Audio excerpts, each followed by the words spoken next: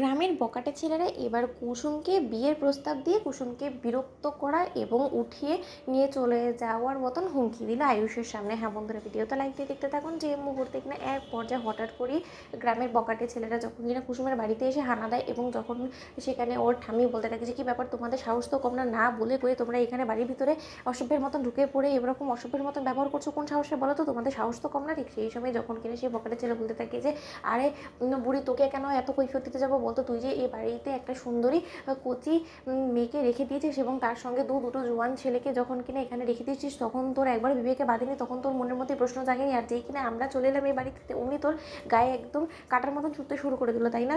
তোর নাতনি কোথায়? তোর নাতনিকে এখানে বের কর, আমরাও তো দেখতে চাই যে ও কী করে ওই রাজমিস্ত্রি নাকি তাদের সঙ্গে ফুষ্টি করে বেড়াচ্ছে, গোটা গা সমস্ত লোকেদের কান অবধি পৌঁছে গেছে। সেখানে কিনা তুই নিজের বাড়ির মধ্যে এই সমস্ত নোংরা কর্মকাণ্ডগুলো হতে দিচ্ছিস। তুই কি মনে করছিস আমাদের গোটা গায়ে লোকেরা কি চোখ বুঝে সমস্ত কিছু সহ্য করবে?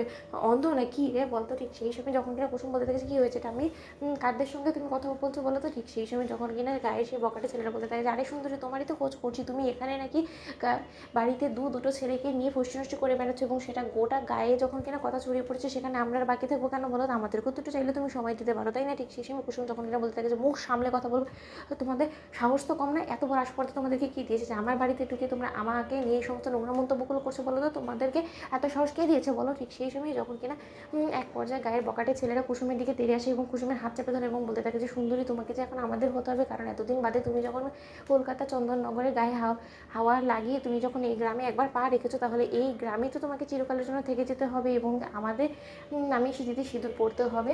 প্রয়োজনে তুমি আমাদের মতন অনেককেই নিজের জীবনে পেয়ে যেতে পারো, তুমি যাকে খুশি তাকে নিতে পারো, কারণ আর যাই হোক না কেন আমরা তো তোমাকে নিয়ে খেলবো, তাই না? ঠিক সেই সময় আয়ুষ যখন কিনা এক পর্যায়ে সেই বখাটে ছেলের হাত চেপে ধরে এবং বলতে থাকে যে কুসুমের হাতটা ছেড়ে দে, নয়তো বা তোর কপালে অশেষ দুঃখ হচ্ছে, সেটা হয়তো তুই নিজেও কল্পনা করতে পারছিস না। যদি নিজের ভালো চাস তাহলে এখান থেকে মানে কেটে পড়। ঠিক সেই সময় সেই বখাটে ছেলের সঙ্গে যখন আয়ুষের হাতাহাতি হতে থাকে এবং বখাটে ছেলে যখন বলতে থাকে যে কী রে, তুই কোথা থেকে চলে এলি হিরো সাথে বলতো? তুই তো এখানে রাজমিস্ত্রি, তাই না?